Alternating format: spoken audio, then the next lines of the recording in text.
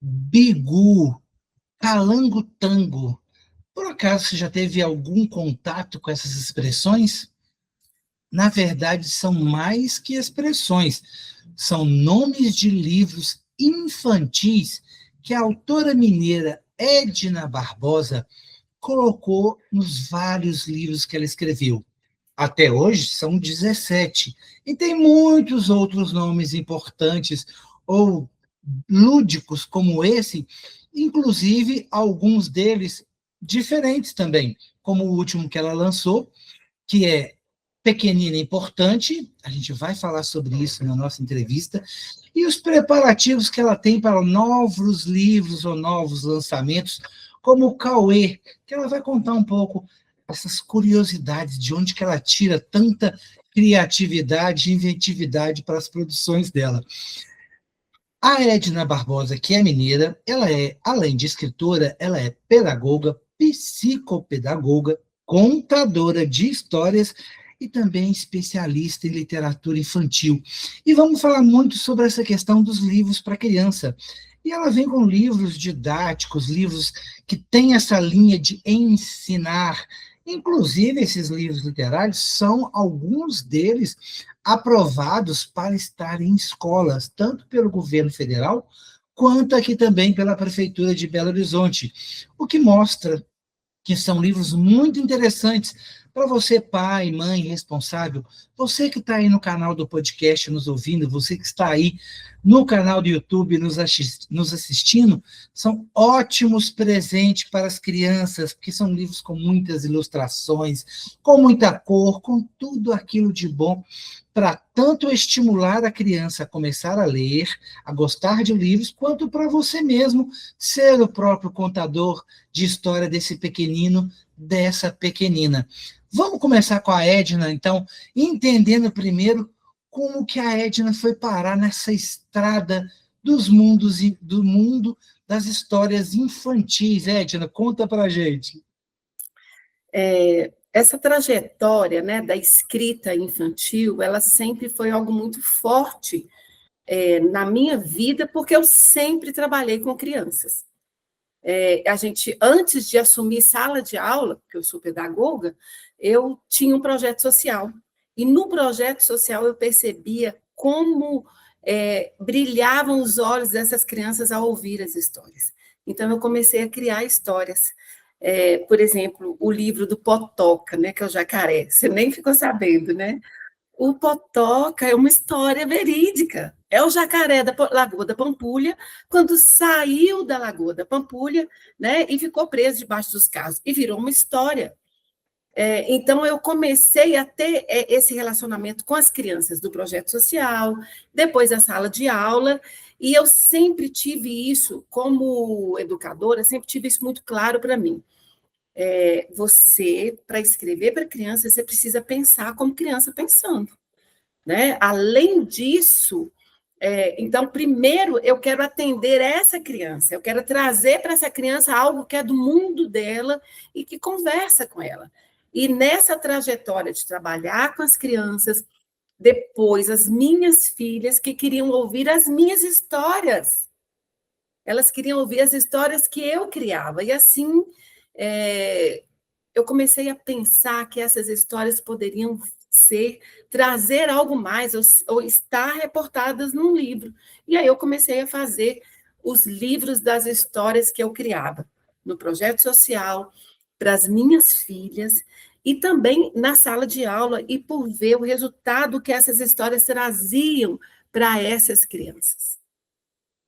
O interessante dos livros da Edna é que, além dos nomes super lúdicos, né, que brincam um pouco, igual você está falando, Potoca, o Jacaré, e a gente tem esses outros aí, né, Birosca e por aí vai, você tem uma preocupação também do que vem por trás, né, que vem entremeado com os textos. Porque imagino eu, igual o último, Pequenino Importante, vem ali também mostrando para as pessoas coisas que, às vezes, ela pode sofrer um bullying na escola, ela pode se incomodar com, às vezes, alguma questão física, tem sempre isso nos livros da Edna.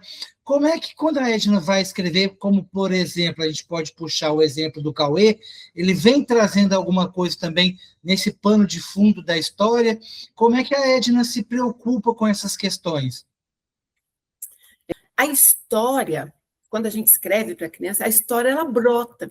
Né? Quando a gente pensa como criança pensando, a história brota. E dentro desse brotar, e eu acredito assim que a gente é um resultado, a nossa identidade ela é um resultado das histórias que nós lemos, dos livros que nós lemos, das nossas vivências, e assim a história brota, e dentro desse brotar vai se construindo um caminho, dentro desse caminho acaba, né? Sucumbe, conclui trazendo algum ensinamento para a criança. Né? Você falou sobre o Cauê. O Cauê, quando eu escrevi a história do Cauê, eu trouxe uma história de uma criança onde a gente sentiu uma gratidão muito grande por essa criança ter chegado em nossa casa. Então, eu queria mostrar para essa criança como a gente estava grato, como ela era importante. E, na verdade, ele é um livro que tem um objetivo, né? Por entre essa história, vem aí o objetivo de quê? De trabalhar a autoestima da criança, de mostrar o valor, de mostrar a importância dessa criança que chegou ali nessa casa. Então, não que a gente chegue, né, trazendo... Eu vou escrever um livro, por exemplo, eu nunca escrevi uma história pensando assim, eu vou escrever uma história para falar sobre trânsito, né? Não foi isso. Eu quis simplesmente escrever uma história sobre um calango que perdeu um pedaço do rabo. E esse calango perde um pedaço do rabo no trânsito. Né? É um calango que eu via e, de repente, ele estava sem o rabo. Eu falei, gente, o que aconteceu? Eu fui observar os calangos e virou essa história. Calango tango, o calango que perdeu um pedaço do rabo. E é uma história que contribui muito para o trânsito, para a criança, e eu tenho problema sério, né? Porque onde eu moro, eu não posso atravessar a rua sem lembrar que existe uma faixa de pedestre, porque algumas mães me dão esse retorno, que na casa, depois que leem o calango-tango, em casa, ninguém pode atravessar a rua mais sem prestar atenção se estão na faixa de pedestre e sem olhar para a direita e para a esquerda. E é sensacional essas questões dos livros, né, do cenário que se coloca, né, assim como tem pessoas que fazem livros para adulto ou para criança no século passado, no século atual, como princesas e reis e reinos. E no seu caso, olha para você ver, vai do trânsito, né, vai da questão da autoestima, pode ser numa escola, pode ser numa floresta, tem gente que envolve o folclore, não é isso? Então, essa questão que você traz do Cauê, e a identidade que se tem quando se chega a algum lugar, eu não sei se é o caso do Cauê, porque ainda vai ser lançado, mas se tem a ver com a questão de adoção ou não, o que também é muito interessante, porque tem uma discussão grande, né, com essa questão das crianças que estão em abrigo e às vezes vão ser adotadas, e essa nova família e adaptação, e tudo isso tem um processo, né, de como é que essas questões funcionam. Então, essa ludicidade que o livro pode trazer para essas discussões é muito interessante. Imagino até que os seus livros, né, devam abordar algumas questões, por exemplo, né, são 17, às vezes, deve ter coisa de falar de bullying, ou de questões, de características pessoais que as crianças se preocupam que ela tem, né, que aquilo pode ser motivo de brincadeira ou de zoação entre eles na escola. Você tocou sobre um tema interessante, que é a adoção. Tilico e a enchente. No projeto social, a gente teve muitas situações de socorrer crianças em época de enchente. O projeto social fica numa vila, né, na Vila Aeroporto, e quando as enchentes aconteciam lá, eu prestava muita atenção a algumas histórias. E um dia eu quis trazer para o livro essa história do Tilico. Né? Eu criei, um personagem fictício, que a gente criou o nome, mas é uma história verdadeira.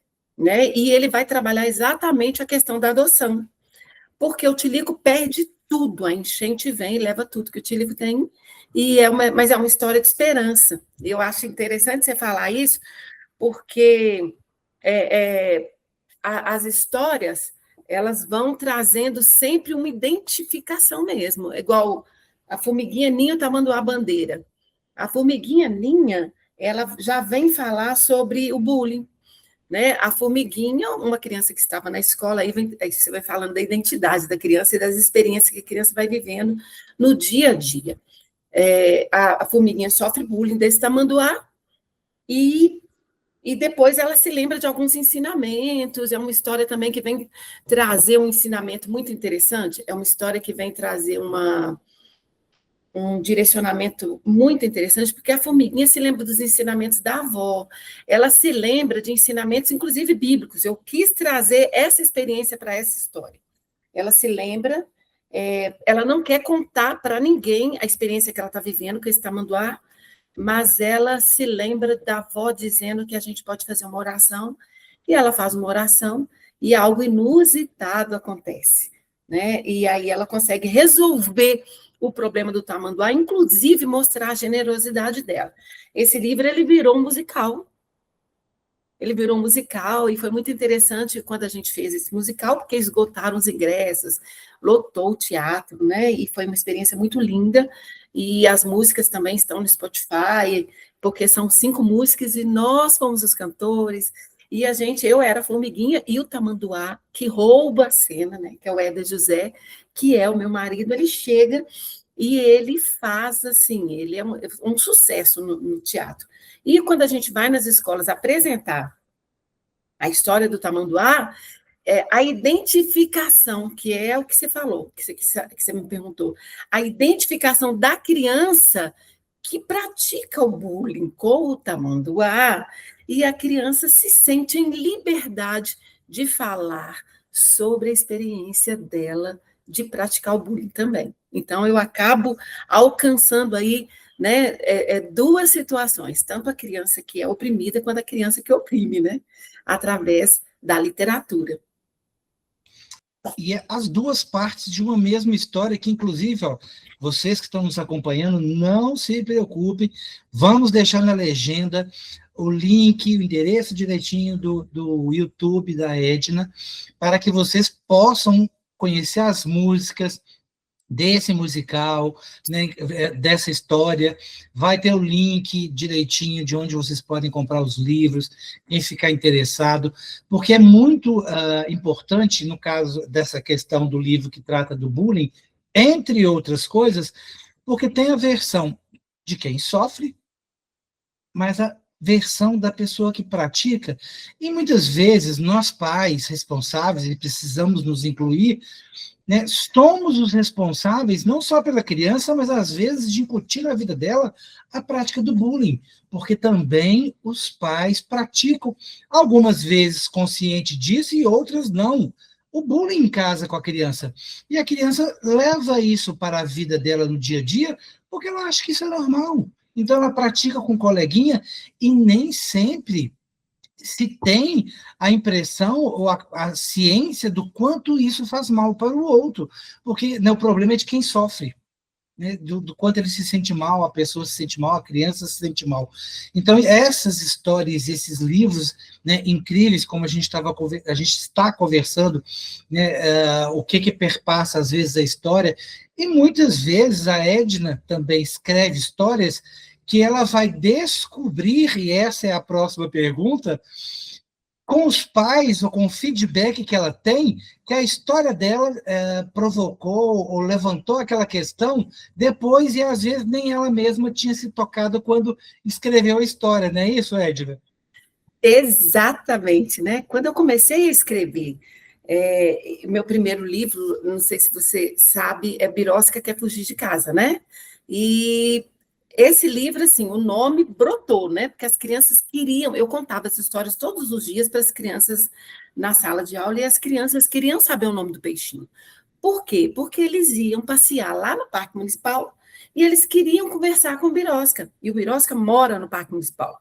Hoje tem uma placa lá, né, com resumo, com a release da história do Birosca, tem a fotinha dele, assim, da capinha do livro, e as crianças se identificaram muito com essa história.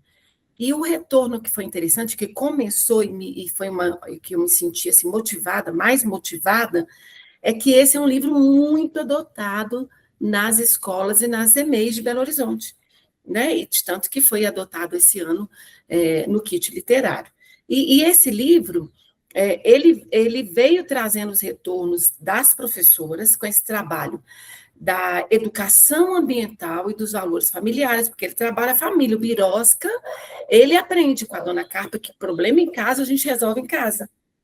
Então, ele vem trazendo solução, e esse livro começou a ter uma repercussão muito interessante, e alguns pais, me dando os retornos, me diziam que as crianças em casa não queriam deixar o lixo cair no chão com medo do Birosca fugir da casa deles, o Birosca ir embora, o Birosca não podia ir embora, né? E daí veio o Birosca Jaqueira, né? Que o Birosca foi ampliando, a amiga Jaqueira, que é uma amiga uma árvore que cai no Parque Municipal, que foi uma outra história que aconteceu, e que aí veio a Birosca Jaqueira, e alguns retornos muito interessantes, mas muito interessantes, que eu amo, são os retornos, primeiro, da autoestima, que é da pequenina importante, porque a pequenina é uma menina que ela nasceu com tamanho, ela nasceu prematura e ela não desenvolveu esse tamanho como as outras crianças, mas ela só teve essa certeza quando ela chegou na escola. Quando ela chegou na escola e que ela percebeu que ela era menor que os coleguinhas, ela chegou em casa e quis saber da mamãe o que estava acontecendo. Então, a mamãe ensina para ela, fala com ela que está tudo bem, que ela é acompanhada, que ela tem esse problema de ser tão pequenina, mas ela está com a saúde em dia, e que existem outras situações que a gente pode compensar essa criança que é tão pequenina, que existem outras compensações, e a mãe vai explicando as vantagens de ser pequenina. Mas o interessante é que, no final, nem sempre ela vai ser a primeira por ser pequenina, e isso não é o mais importante. O mais importante mesmo é que, mesmo sendo pequenina, ela tem um valor, ela tem a sua importância. Esse retorno dessa autoestima, de crianças que dormem abraçada com esse livro, que se sentem seguras com o livro, isso são situações que vão me motivando.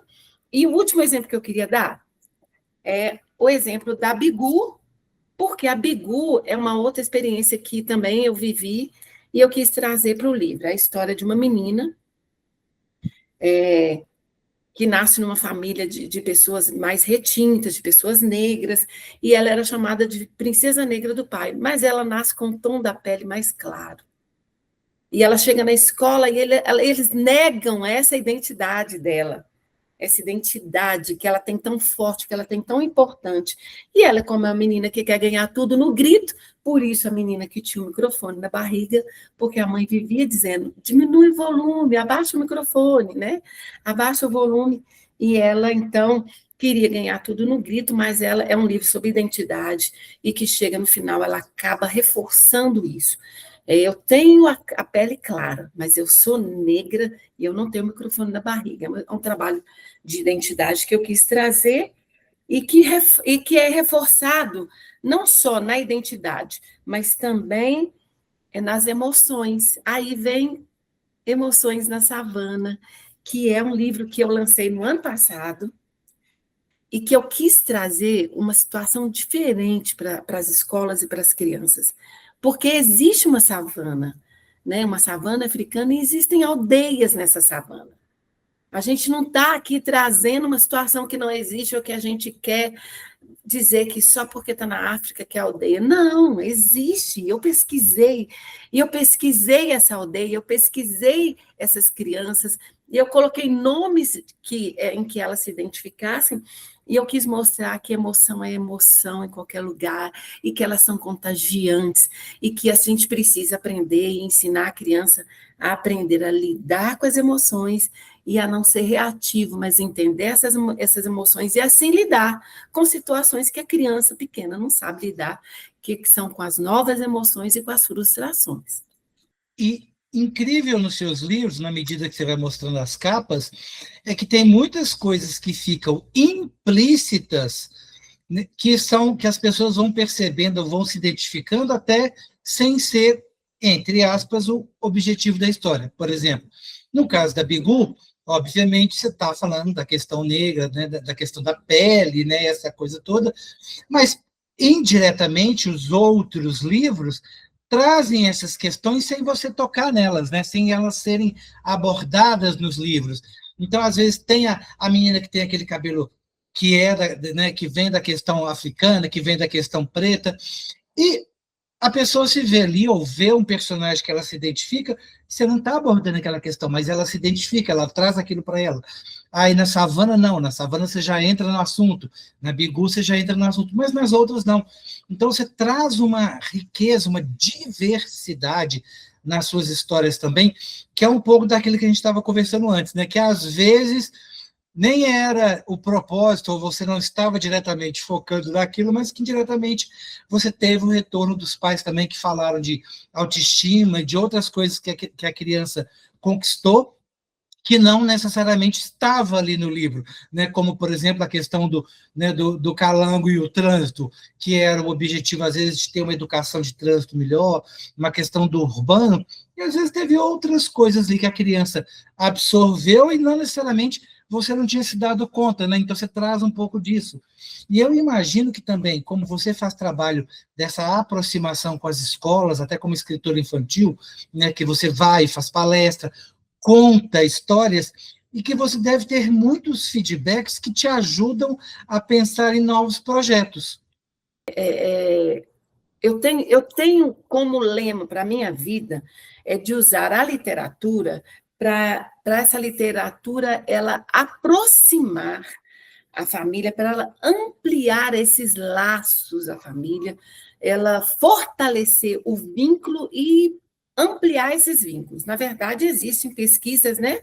Existe uma pesquisa que eu amo citar, essa pesquisa do Instituto IAB de São Paulo e a Faculdade de Nova York, que eles chegaram na conclusão que ler em família, né, melhora a qualidade de vida em família, fortalece os vínculos, deixa a criança mais inteligente e por aí vai, né?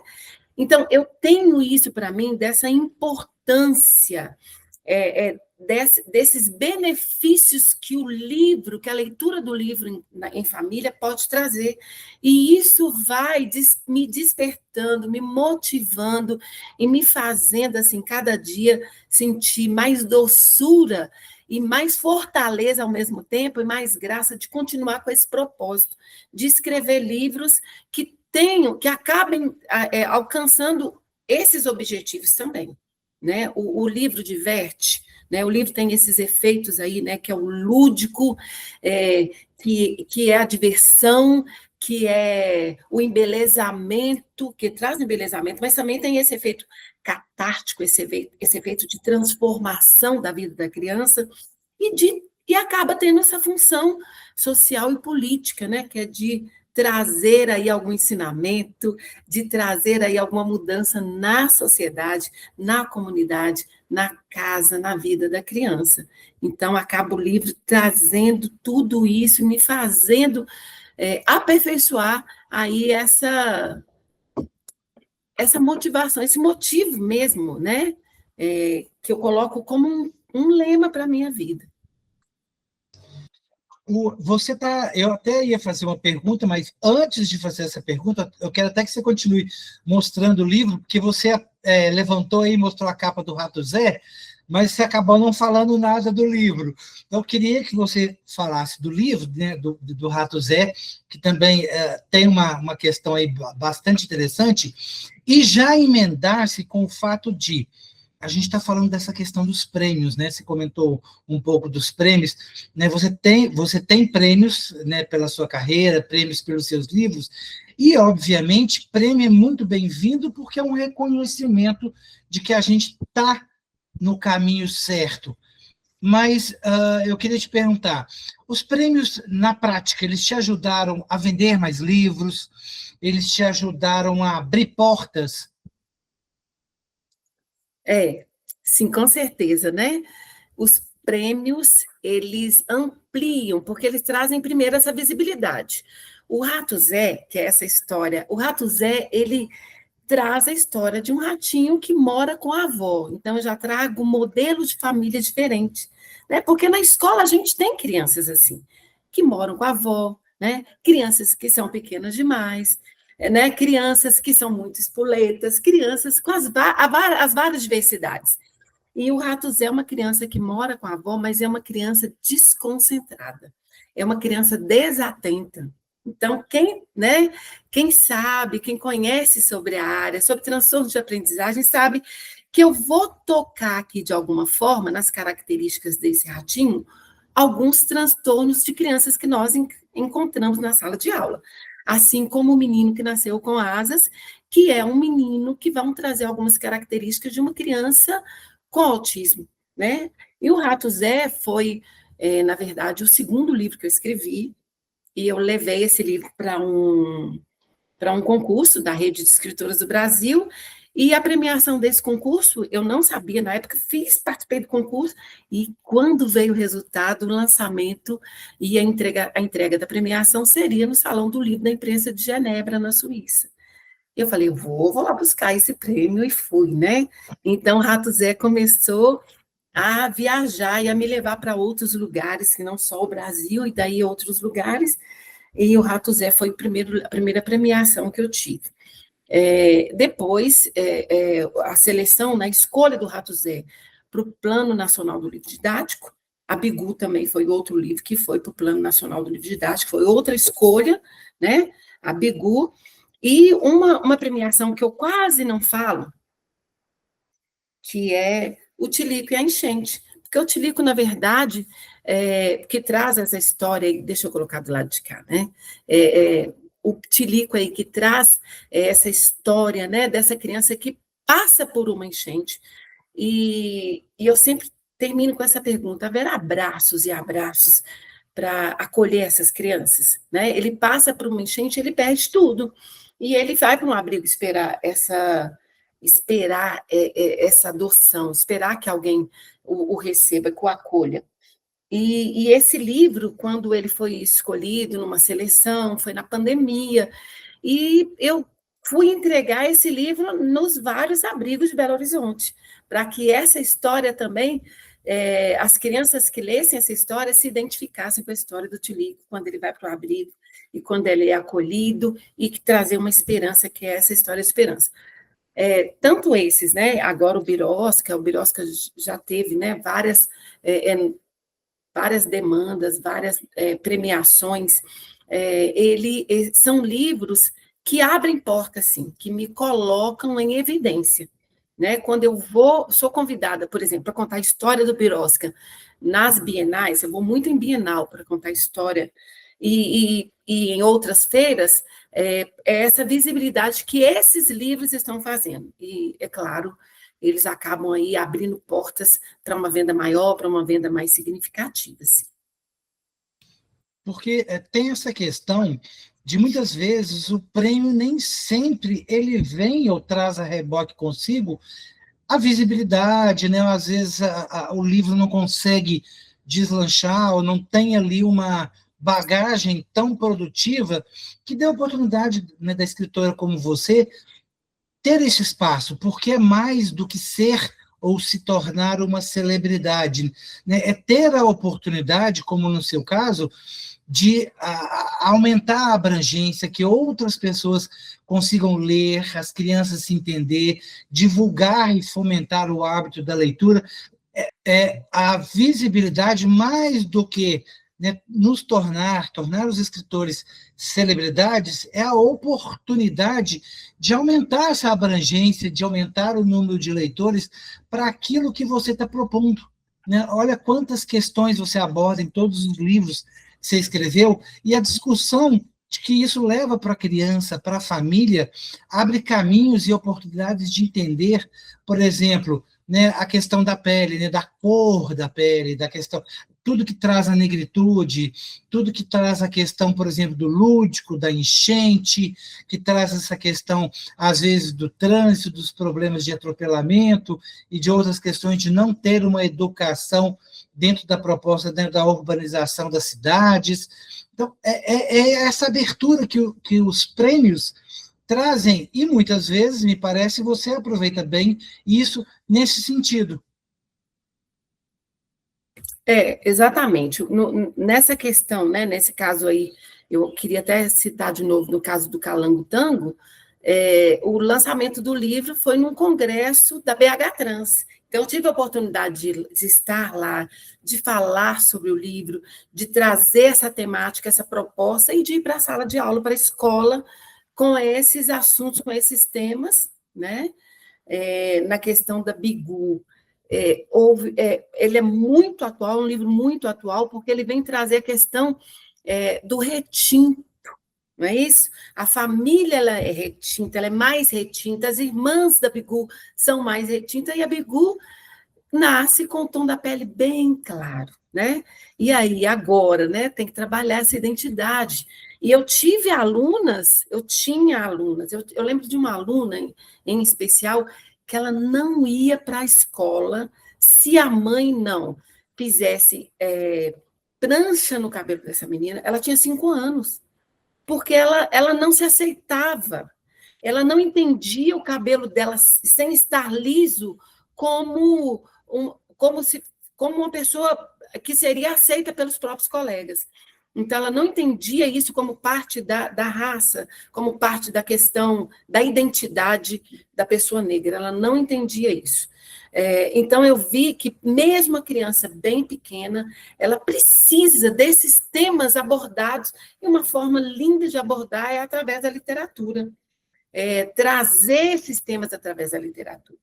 E uma coisa também, Admilson, que faz com que esses temas alcancem as famílias, alcancem outras pessoas, é esse contato que eu tenho nesses momentos, nessas entrevistas, os podcasts, na escola, na contação de história, e também quando eu deixo um conteúdo falando sobre esse tema, a importância dos pais adquirirem livros, adquirirem objeto livro, a importância do livro, da contação de história, o quanto isso pode trazer qualidade para o tempo em família. Já vou emendar com a sua última frase e queria que você contasse, ou mais do que isso, que você desse dicas, porque eu vejo em muitos pais a dificuldade de introduzir o livro, né? O hábito de ler. Obviamente, uma criança pequena, um bebê, claro, não vai ler, né? A criança que não é alfabetizada, mas como levar os livros para a vida dos filhos, né? Quais são as dicas da Edna de fazer esse processo dentro das famílias, nas casas? Gosto de dar é que você tem que começar a construir a biblioteca da criança antes dela nascer. Na barriga ainda, grávida ainda, a mamãe já pode contar histórias, já pode ler livros, e depois, né, e montando esse quarto da criança, já colocar livros em locais acessíveis. O livro tem que fazer parte da vida da criança. Rubem Alves dizia que o livro é um brinquedo com letras, e que ler é brincar, né? Então, que a leitura, o livro tem que estar acessível, a criança tem que se familiarizar com o livro. E a gente vem de uma herança onde o livro para a gente era só para cumprir tarefas escolares, não é isso? Era só porque a gente tinha uma obrigação de ler, porque a gente tinha que dar um retorno, um resultado, a gente era obrigado a ler o livro. Não, o livro tem que ser algo prazeroso, tem que ser algo para encantar a criança. É por isso que a gente traz toda essa alegria, toda essa ludicidade, todo esse embelezamento na literatura. E adquirir livros, e que esses livros sejam apresentados de uma forma prazerosa. Aí vem a terceira dica. Como é que se apresenta o livro para a criança? Né? Você já começou, a criança já está grandinha, já está crescendo, e não deu tempo de fazer a biblioteca, você não fez, e aí você começa a trazer o livro como um presente. Você adquire um livro na biblioteca ou na livraria, que é interessante também você levar a criança à livraria, para que esse ambiente seja um ambiente saudável, seja um ambiente gostoso, e ela ali vai ter acesso a vários livros. Esse passeio na livraria é indicado, é interessante, é uma dica muito importante que eu deixo para os pais. E o outro é quando você chega com um livro para presentear a criança. Você compra um livro, E a forma que esse livro chega, ele é muito importante. O livro precisa ser, geralmente, ele embalado, o laço, o efeito do laço no cérebro da criança, o efeito da embalagem do presente, a forma, a expectativa, a alegria que esse pai chega trazendo esse livro para a criança, também faz toda a diferença. E aí vem a última dica que eu quero deixar para vocês, para as famílias hoje, é que seja um referencial de leitura para a criança.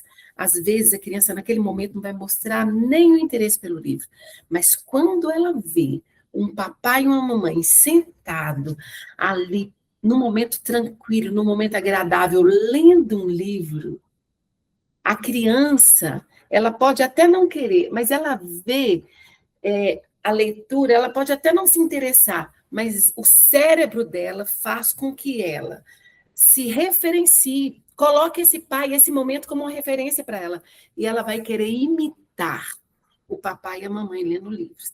E aí depois você deixa esse livro acessível ali, deixa aquele livro ali, e você vai ver essa criança lendo livros e tendo prazer em ler livros.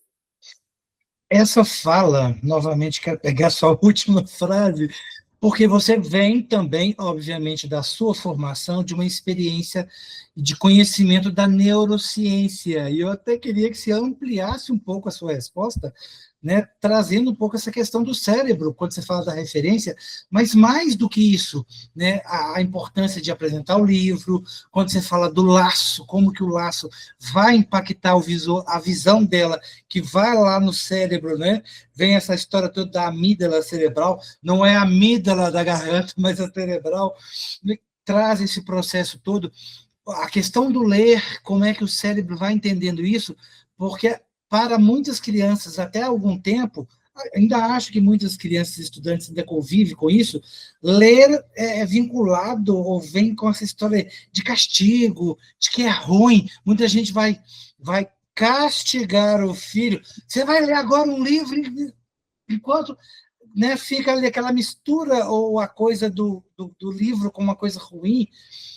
Eu queria que você aproveitasse um pouco mais para abrir, trazer um pouco esse seu conhecimento da neurociência para as pessoas entenderem, nós pais responsáveis entendemos toda a importância desse processo, como que isso tudo, né, essa questão toda, quando você fala do laço, quando você fala do pai, como, né, da mãe, do pai lendo como referência, enfim, um pouco mais do que você pode ampliar usando a própria questão da neurociência.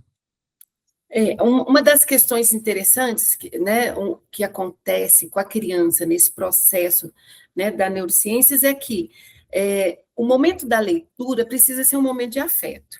Então, a criança pensa nesse tempo onde os pais não têm muito tempo para se dedicar à criança, para dar qualidade ao tempo que está ali com aquela criança.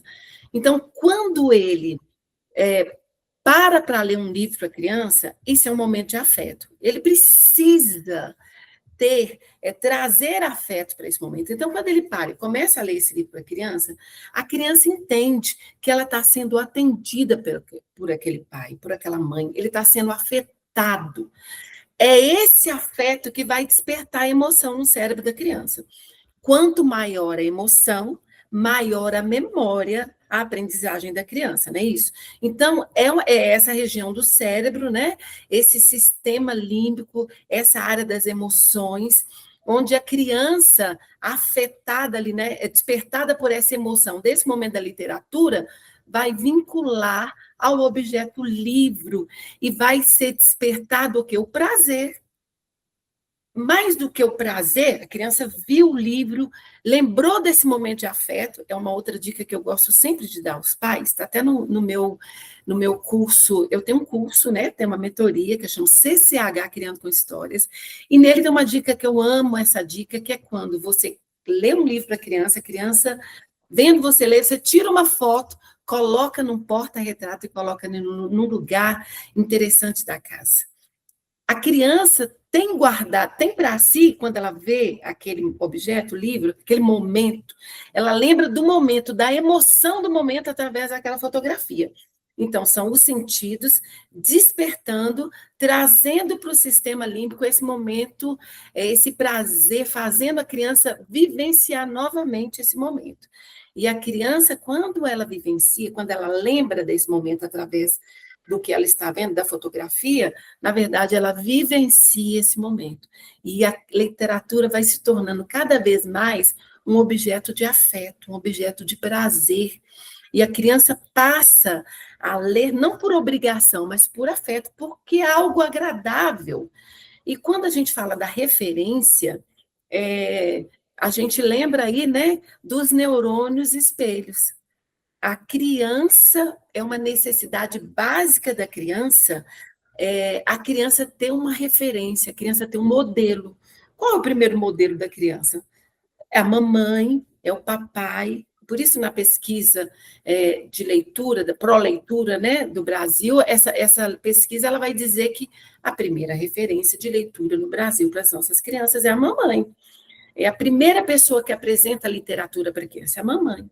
Então, é quando a mamãe apresenta o livro para a criança, ou ela para ler um livro, ou tem momentos de tranquilidade lendo um livro, a criança que está formando, né, essa identidade, essa mentalidade, o cérebro vai disparando neurônios espelhos que vão referenciando essa mãe, colocando essa mãe como modelo. Se a mãe lê livros, eu vou ler livros. Se a mãe faz isso e faz com tanto prazer, eu quero pegar esse objeto, o livro, em que a mãe demonstra prazer, demonstra tranquilidade para ler, demonstra afeto, eu vou pegar esse livro para ler também.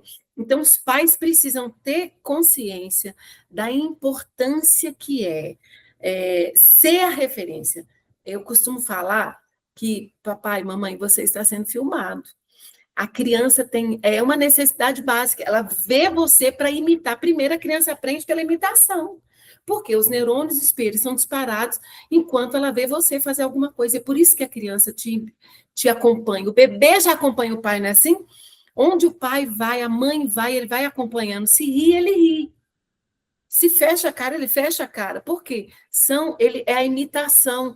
E a criança pequena tem isso. Então, o pai precisa ser essa referência, porque o cérebro aprende assim. Não adianta falar, faça o que eu falo, mas não faça o que eu faço, porque não é assim que o cérebro da criança aprende. O cérebro da criança aprende vendo e imitando os pais fazerem. Daí a importância de você não só tomar cuidado com os exemplos, né, como você está dizendo aí, né, mesmo você, pai, mãe, enfim, responsável, tio, tia, que não lê, que ainda não tem esse hábito, que ainda não começou, nunca é tarde para começar a ler, qualquer que seja o livro. Gente, lê até bula de remédio, tudo isso é ótimo para nosso cérebro, por quê? Porque é um processo de aprendizagem. E vou reforçar o que a Edna comentou aqui em relação a essa questão de ler, de mostrar para a criança a leitura e do afeto que isso cria. Quando a Edna falou há pouco sobre a questão de colocar a livraria nos seus processos, né, de passeio, é mais do que isso. Entendam que é ótimo ir para o clube, ir para a piscina, né, prazeroso, quem não vai gostar? Ir num parque. Mas lembre-se que a livraria é um mergulho diferente, em que você não vai ficar molhado se você não mergulhar num livro que é uma história que se passa num clube, numa praia. Você pode também mergulhar na cultura de uma Bienal. Leva a criança, leva seu sobrinho, leva seu afilhado, leva alguém para um lugar desse e mostre para ele o prazer de estar ali. Ele vai, dentro disso tudo que a Edna explicou agora em relação à questão da neurociência, se o pai e a mãe vai para uma livraria e ele vê o prazer do pai e da mãe procurando livro, folheando, lendo a sinopse, isso vai ficar registrado na cabeça daquela criança e ela também vai buscar esse prazer, porque tem aquela memória que foi despertada. Então, quando ela vê o pai e a mãe na leitura, lá naquela livraria, lá numa Bienal, num festival literário, comprando um livro como um presente que é prazeroso, porque mostre também para a sua criança que livro é um presente maravilhoso, né? Não é um presente simples ou bobo ou qualquer outra coisa que se tenha mitos por trás. Existe essa possibilidade. Não é isso mesmo, Edna? O caminho não é por aí? O caminho é exatamente esse. O passeio à livraria tem que fazer parte aí de toda essa agenda aí dessa família com essa criança. A criança precisa entender que a livraria, que o espaço onde tem livros, não é um espaço só para estudar e cumprir demandas escolares, mas é um espaço para diversão, um espaço para trabalhar aí esse prazer pela literatura, e a gente precisa despertar leitores nesse país nosso. Né? E a Bienal, que você falou, a Bienal é um espaço maravilhoso, onde você vai ouvir contações de histórias, onde há brincadeiras, personagens diversos e uma infinidade de livros, de literaturas, e sem falar os lançamentos, né? Você tem contato com os escritores, com os editores, e você vai lá para se divertir, e não só para comprar um livro, porque você tem que comprar um livro e porque é obrigado a comprar um livro. Né? E eu queria, só para terminar, porque eu acabei não falando sobre o presente, né? O efeito no cérebro da criança, quando a criança recebe um presente. Qual é o efeito que você tem? E você geralmente relaciona a pessoa que você ganhou, mas você não se esquece daquele momento, daquele prazer, porque o presente embrulhado ali, o laço, ele gera essa expectativa, esse prazer. Quando você abre esse presente, não é? Mesmo que não fosse exatamente aquilo que você queria, ou aquilo que você pediu, mas você recebeu, é um presente, alguém que te deu. Isso gera um prazer. Quando é um livro, esse livro vai vir sempre recheado por aquele prazer, por aquele afeto. E quando ele ainda faz parte de um momento que foi adquirido, por exemplo, num lugar tão agradável, como uma literatura, como uma livraria agradável, como uma Bienal, é esse registro que vai ficar no cérebro da criança. E mais do que isso, vale registrar que às vezes você tem dificuldade de falar com seus filhos, com seus alunos sobre algum tema, com um afilhado, com um sobrinho. Você quer falar sobre a questão da pele, você quer falar sobre bullying, você quer falar sobre tamanho, né? A criança é pequena. O livro vai ajudar a fazer tudo isso sem você entrar no assunto, né? É uma forma de abordar, da criança perceber e aí ganhar um presente, ou ler aquela historinha, estar junto, levar para a sua sala de aula. Você, professor, educador, há tantas formas de a gente entrar em assunto sem entrar no assunto. Às vezes você se sente... Tem livros que abordam questões da educação sexual, né? Tem livros que abordam a questão da educação sexual para crianças. Né? Você tem dificuldade de falar com o menino, com a menina, da questão do relacionamento, tem livro para tudo, enquanto é questões que você quer falar não tem condições. E eu quero aproveitar para dizer para você que está assistindo essa entrevista incrível, tão proveitosa, tão prazerosa, tão lúdica, que a gente está aprendendo tanto com a Edna Barbosa, que é de Minas Gerais, nasceu aqui mesmo em Belo Horizonte. Nós gravamos com ela para o nosso outro canal, o canal Multieducação, Multiponto Educação, uma entrevista incrível falando de pedagogia. A Edna escreveu um livro, Erros a Educar os Filhos, né, ao criar os filhos. Então, você que está aí se divertindo, que quer mais, ficou aquele gosto de muito mais, está aqui na descrição do vídeo o link da outra entrevista, e lá você vai encontrar o link para adquirir esse livro, Erros ao Educar os Filhos, que a Edna escreveu, até muito dessa experiência dela de anos, gente. São mais de 3 décadas lidando com essas questões todas, com pais, com filhos, com escola. E ela vem aí de um lugar de fala muito interessante, que vai dar muitas dicas. Quisera eu, lá atrás, com os meus filhos pequenos, ter toda essa oportunidade de ler esses livros que esses escritores trazem, e ajuda muito a vida para quem tem filho, né? Da gente ler esses livros, inclusive antes dos filhos nascerem, a gente aprende a tanto. Vou dar mais uma dica para você que, né, não tem filho ou tem filha pequena ainda. a infância, né, é o período mais importante da vida dessa criança. Quando ela fala que né, dos neurotransmissores espelhos, seus filhos estão vendo tudo que você está fazendo. E você pode achar que eles não estão aprendendo agora. Mas vou te contar uma coisa, como você vê seus filhos repetindo tudo que você faz na sua casa, quando eles ficam mais velhos, eles repetem hábitos. Às vezes você tem um tique, eles vão repetir aquele tique, o jeito que você lê o livro, colocando alguma coisa para marcar a página, eles vão fazer igualzinho, como você se senta, os termos que você gosta de falar, enfim.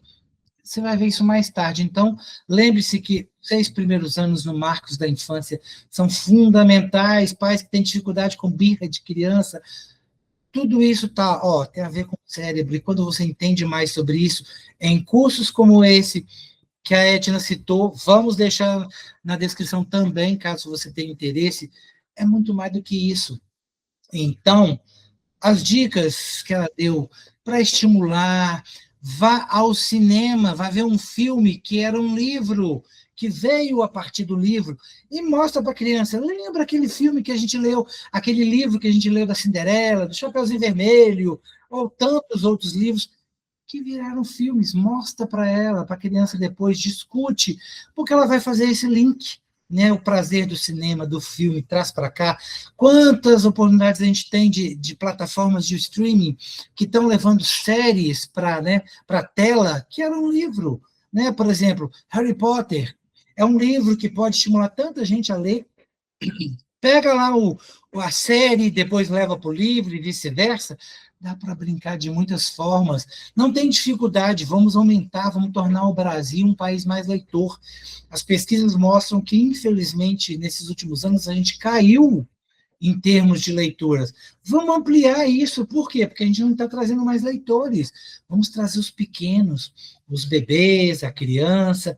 Você, pai, você, mãe, começa a ler, você não tem que emendar um livro no outro. Mas começa a botar um livro na mão, um livro pequeno, vai aumentando. Vamos ampliar essa oportunidade. Mais do que isso, você não tem dinheiro para viajar com seu filho? Quem disse que não? Você não pode ir para uma praia, comprar um pacote? Compra um livro. Pega um livro na biblioteca. Você não consegue comprar também o livro? Não tem problema. Pega na biblioteca, pede o vizinho emprestado. Mostre para a criança que a gente pode viajar para terras, para histórias, para imaginação, para um reino encantado de reis, rainhas e princesas com um livro. Você não vai explicar para o filho que você não tem condição financeira de viajar, mas a gente pode viajar pela imaginação. Mostra para ele que os livros levam a gente para lugares que a gente nem imagina. Você imagina esses 17 livros da Edna, quantos lugares diferentes a gente não vai conhecer? Você sai de um trânsito, vai para uma savana, você sai da savana, vai lá encontrar a Bigu, lá na escola, e entender o que aquilo conhece, o cabelo ou não, a pequenina é importante, e aí você começa a entender quantas histórias você vive. Você vai aprender com o Rato Zé, que foi criado pela avó, e a gente brinca tanto, né, pelos meninos e meninas são criados pelas avós, e a verdade é que muitos pais e mães trabalhando, quantos deles não têm a ajuda do pai e da mãe para cuidar dessa criança enquanto os pais estão trabalhando? Olha só quanto a gente não aprende numa entrevista como essa, com uma pessoa tão incrível, escritora como a Edna. E você pode conhecer muito mais, porque ela tem muitos outros projetos. Está tudo aqui na nossa descrição, no nosso contato, que ela vai deixar lá, para você aprender outras coisas. Então, estimule, lembre-se, nós, enquanto adultos, temos essa obrigação, esse dever de referência. Isso vem implícito na medida que você cresce, na medida que você amadurece. Né? Você decide como é que você pode trazer crianças para um futuro melhor. Seus filhos, seus sobrinhos, quem não tem filhos tem uma série de crianças na família, os vizinhos. Por que não? Que tal você criar um clube de leitura no bairro onde você vive? Leva as crianças para a biblioteca pública aí do lado, crie uma biblioteca na sua casa, traz essas crianças para curtir junto com você, ter esse prazer de entender o quão prazeroso é a leitura, e ela nos leva para lugares incríveis.